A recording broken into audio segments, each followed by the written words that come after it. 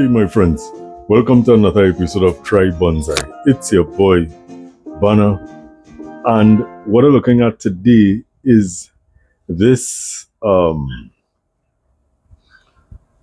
this planting that I made 9 months ago. Yeah, this is, my friends, a candle tree planting, and these are roots. There are three here.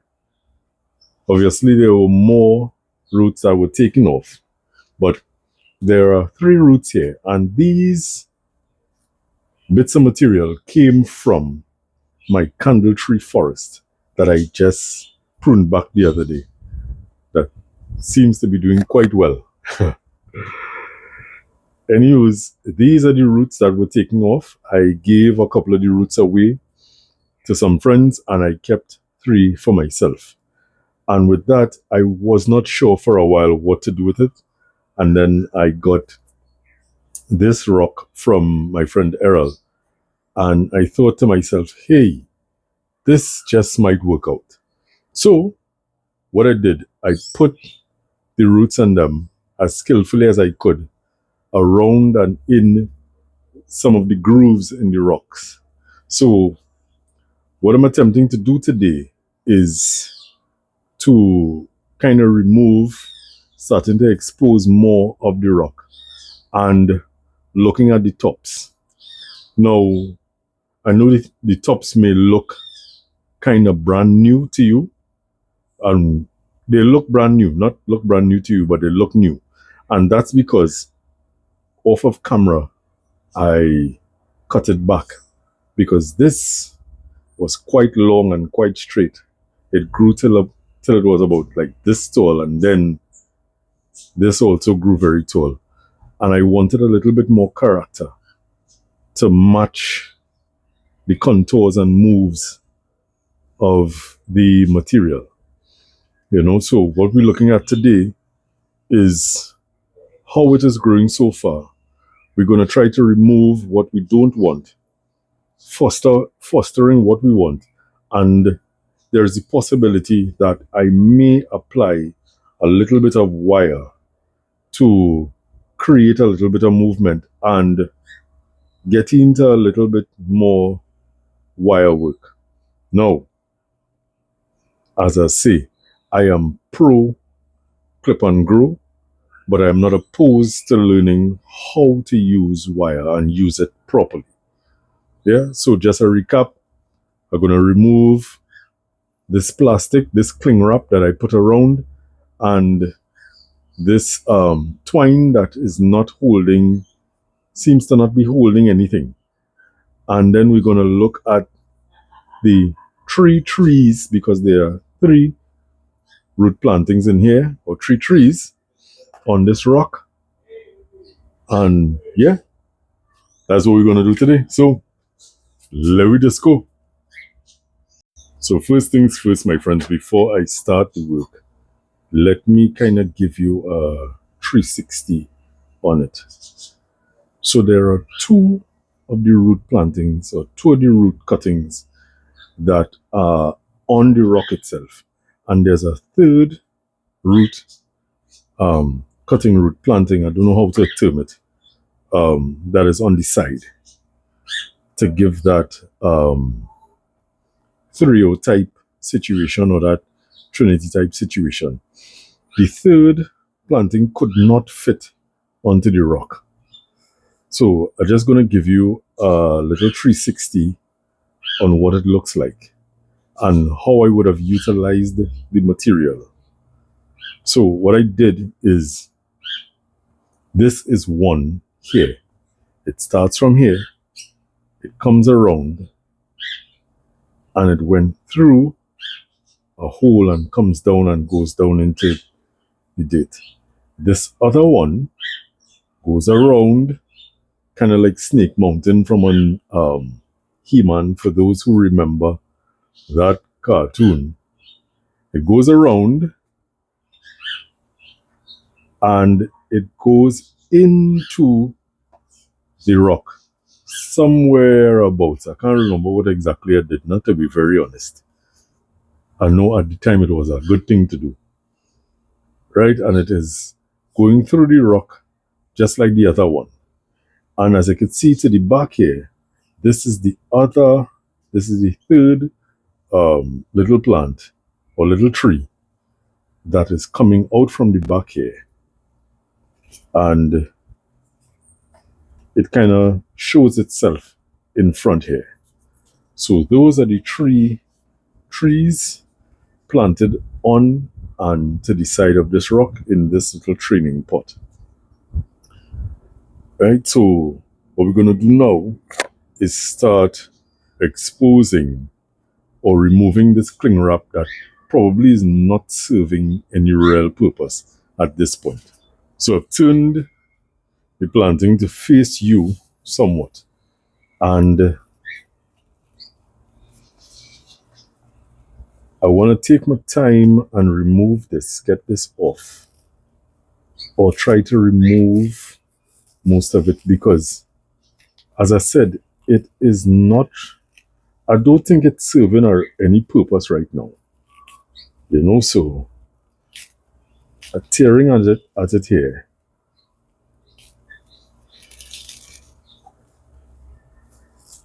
And I'm wondering if I should remove. Let me take my time with this process. And why I'm taking my time is because I don't want to damage any new roots that are forming. Apart from that, if it is that this is still needed, I want to be able to put it back or use a new piece of cling wrap to put it back. So let me get to taking this off and let's come back and take a look at it. Yeah. So I've taken away the twine and, well, most of the twine and most of the plastic. The rest that remains, like this piece that you're seeing here, is embedded in the dirt. And I don't want to interfere with that. I don't think that it is smart to interfere with that until I am actually going to repot this plant. So I left it. It's not a gorgeous piece of work, but it doesn't have to be gorgeous right now. It doesn't have to be gorgeous right now at all. What I was concerned about and what I am smiling at is that the roots are locked in mainly to this rock, and they weren't as locked in when I first did them, even though I passed them through. They grew and locked themselves in. They can still be removed painfully, but that is not the purpose of this exercise. The purpose of this exercise is to make sure that everything is going well, and just to point out, to aid in the creation of new roots, I used sphagnum moss to press against. So with exposing these, they can begin to air dry and harden to the outside atmosphere and climate and become more of a feature. You know, my friends, I took advantage of the fact that this route was very unconventional, so there are a lot of twists and turns happening where this is concerned. Like here, it twists and it goes in and comes out. This for me is very, very beautiful. I like it. I like it a lot. I did not know, as I said before, I did not know what to do with it until I went by my friend Daryl and I saw this rock just hanging around in his yard, and I asked him for it. He's like, yeah, take it now. And I brought it home without knowing what to do with it, knowing that I wanted to use it, but I didn't know what I wanted to put on it. And boom, this just happened. So I'm quite happy with this. So what I'm going to do now, I'm looking at each individual tree And candle trees, as I mentioned before when I was doing some pruning on the older one, that candle trees has does this a lot. They give you growth on either side of cut points. So it's a matter of removing one and to mitigate or to remove any chance of inverse taper and fostering the remaining trunk line that we go in with. And eventually, I may not use the wire today because these are quite green, but I don't want to wait until they lignify to use it because I don't think that that will make sense. So that is still a thought in process. Um, but ideally, what I want to do right now at this direct point is to remove what I don't want and then look at what we want and think about what we want to do with this going forward. So as I look at this, I have these two branches coming out here.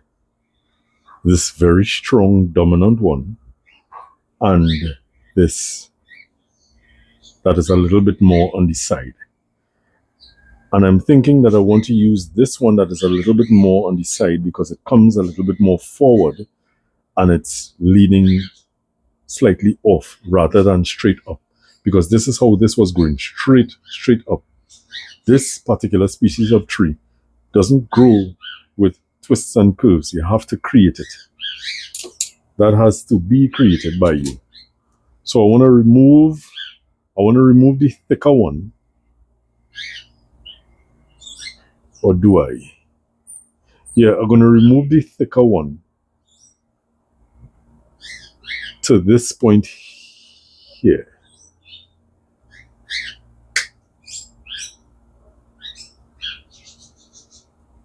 Right, so I have this guy coming out here. And as he is pointing in this direction, what can be done if I am using wire?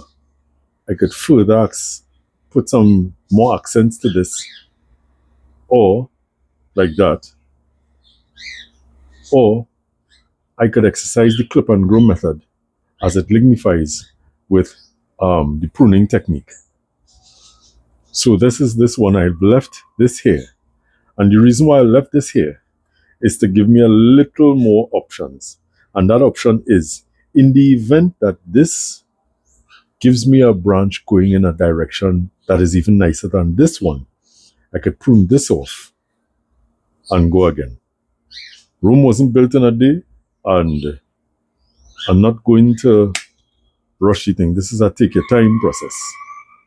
So, as I said, and I just did it subconsciously, a lot of the work that I do off camera without thinking about taping it or, creating a video, because creating a video is a process.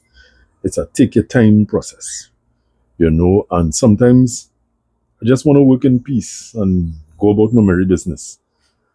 Apart from that, a lot of the things that I have a lot of projects on the go, and I don't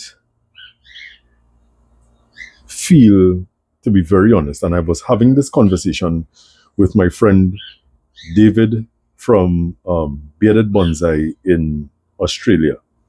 Pretty good guy, really good channel. Check him out. Bearded Bonsai. And I was having a conversation with him, and the conversation was going to the tune of, I have a few projects on the way, a lot of projects on the way, and a lot of them I don't record or I don't show because sometimes there is a lack of confidence in the things that you do, and there's the thought process that you're going to be judged badly for it because you take a chance or because you do something that is unconventional. And in as much as we try as future artists or as practitioners of the bonsai art form to be as what's the word I'm looking for? To be as individual as possible, or to put your best foot forward with your way of trying to do things and foster this art form in your own way, using the material that you have within your grasp. Sometimes you tend to stray from that and get roped into what is deemed as the rules, or what is deemed as what bonsai is supposed to be. And quite frankly, and I may get flack for this or I may not, bonsai has evolved beyond what the original rules were. Time has evolved, trees have evolved, thinking has evolved. And a notion that has been promoted by and stated by Peter Chang, it was also stated, by Nigel Saunders, who's one of my mentors, who I look up to a lot, is that you treat with bonsai to match your environment, your not, I go to say island because I live on an island, but your country, your artistic view. It doesn't necessarily, not because everybody has this sumo type trunk with a seriously tapered, that means that everybody has to do that. When everybody doing the same thing, then nobody doing anything at all. That is the reality. When everybody doing the same exact thing, then nobody's doing anything at all. So, I'm sorry for the long-ish kind of rant. It's not a rant, it's just how I feel, So, going back to what is I supposed to be doing. So I prune this back here, and we have this up here, and I use this little piece of wire to hold this in, right? Because I couldn't get it to get into that groove there. So this was supposed to hold this in. And I guess this is going to stay here for a little bit. Or I might have to move this soon before it gets wire bite. And I want to see if anything else will come from this point that will be better than this. So I'm moving on to the second tree that has some nice movement, and I opted to put it this way because this was what was presented to me, or how I felt at the time. And I don't regret this choice at all. But there are two, and there's a lot of leaves, and I don't want it defoliated. There are 3 grow points coming out here. Let me make sure you see what I see it. So let me zoom in just a tad. So there are 3 shoots coming out here. This is one here. This is a very strong one here. And there's another little one to the back here. Right? This little one in the back here is not going in a very good direction because it is going behind the rock. And that will be hidden. So I'm going to remove that. And I have not defoliated the tree. I don't feel the need to defoliate it right now. I know it would have aided in being able to see better, but I could see fine so far. So remove that one. This here is going in too much of a 90-degree angle, I think. Let me look at it. It veers, yeah, it's too much of a 90-degree angle. So what I would do is either apply a bit of wire to move this out this way, or I could clip this here and hope that something else grows out that way. But there's the potential, or there's the possibility that it could give me one more shoot that goes straight up. So I don't know. Everything is a chance that we take. So we're going to remove this guy here because he's also growing inside of a crease. So taking him out of that crease, clearing up that space there. And this was the cut point. As you can see, this was also growing kind of like in a 90-degree angle. So we're going to cut this back to this point here, reducing that, which makes it look a bit better. But I want this to come out. So unlike this one that I cut, I'm going to try to apply a little bit of wire to this one and bring it out a little bit. Bring it out, raise it back up.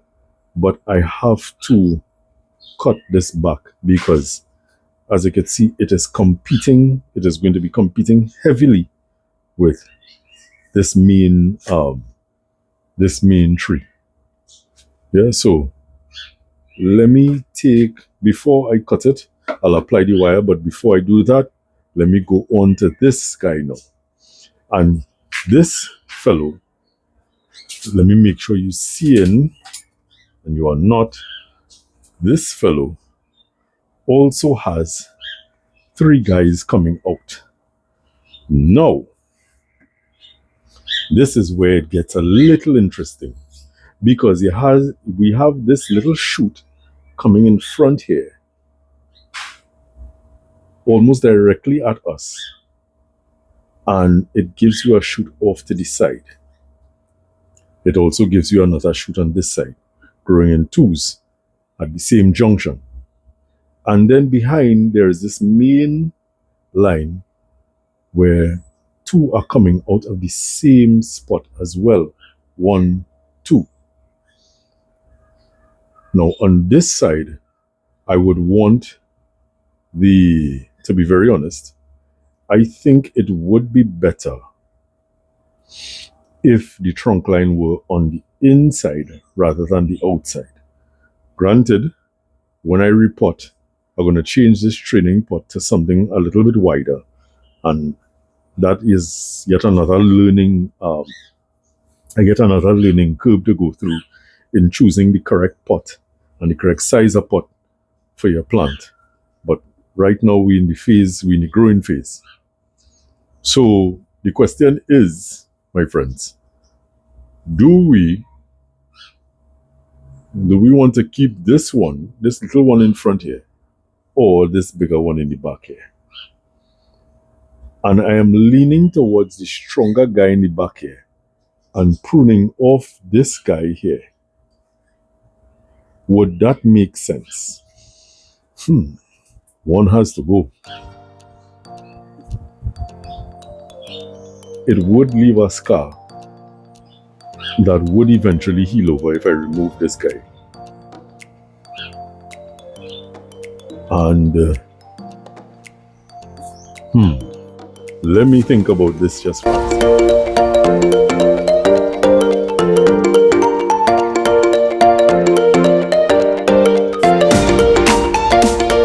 Okay, so as you saw, I removed the shoot coming out. I removed the trunk line going out that way, and I opted to keep this one on the inside. And again, wire could be used on this to give a little bit of character, or if not wire, this could be fostered, or we could try to foster something of a little tree growing here, not overpowering your view from the main tree or the main focal point. So something could be fostered growing here, minus the wire. This guy, however, I want to move away from this trunk line, because this is growing quite close here. And let me turn it around. As you can see, it is quite close. And I'm thinking to myself that I want to bring him out a little bit. So I'm going to apply a little bit of wire and bring him out just a tad. So my friends, I added two bits of wire. One to this guy here. And let me just remove this leaf to make it a little bit easier to see. And I remove this leaf as well. So I added two bits of wire. One to this guy here, bringing him away from this trunk line, I guess, and coming up. And I added a little wire to this guy as well. Let me just put my hand so you could see the movement that I put using the wire. And the movement that I put using the wire here. So that is it for this. And I'm gonna just keep monitoring and keep growing, keep fostering, and let's see how this goes.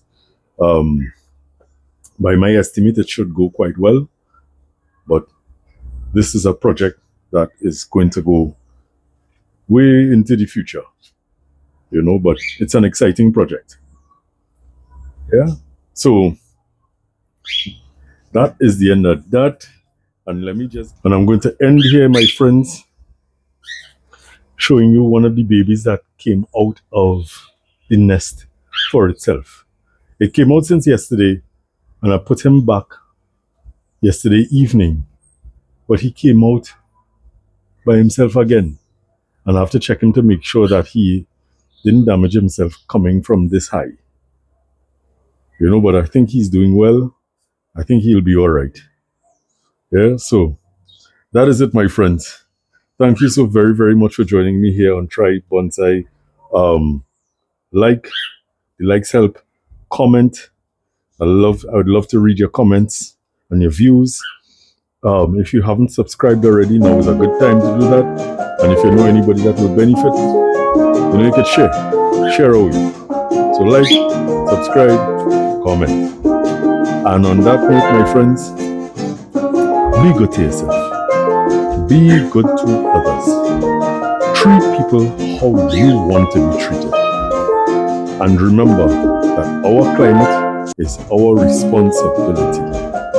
The ironwood. We have an opportunity to change it for the better. If not for ourselves, let's do it for the future generations. Yeah, so I will see you all soon. Take care, my friends. Bye.